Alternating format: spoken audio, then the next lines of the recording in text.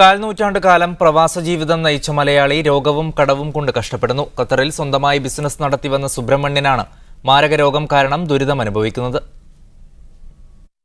27 വർഷം മുൻപാണ് തൃശൂർ ചാഴൂർ സ്വദേശിയായ സുബ്രഹ്മണ്യം ഖത്തറിലെത്തുന്നത്. ഖത്തറിലെത്തിയതിനു ശേഷം ആകെ നാട്ടിലെത്തിയത് ഒരു തവണ മാത്രം. തുന്നൽ പണിയായിരുന്നു സുബ്രഹ്മണ്യന്.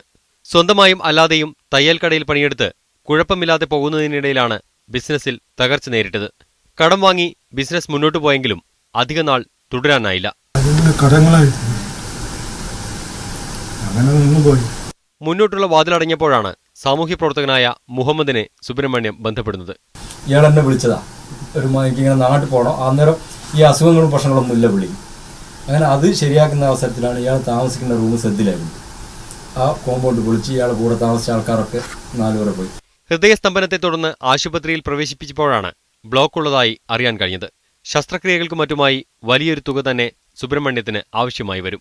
ജീവിതത്തിന്റെ നല്ലൊരു ഭാഗവും മരുഭൂമിയിൽ അധ്വാനിച്ചിട്ട് കടം മാത്രമാണ് ഈ മനുഷ്യന് സ്വന്തം.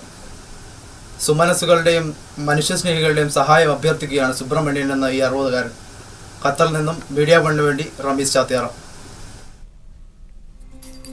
സഹായിക്കാൻ താൽപ്പര്യമുള്ളവർ ഈ ബാങ്ക് അക്കൗണ്ടിലേക്ക് പണമയക്കാൻ താൽപ്പര്യപ്പെടുന്നു.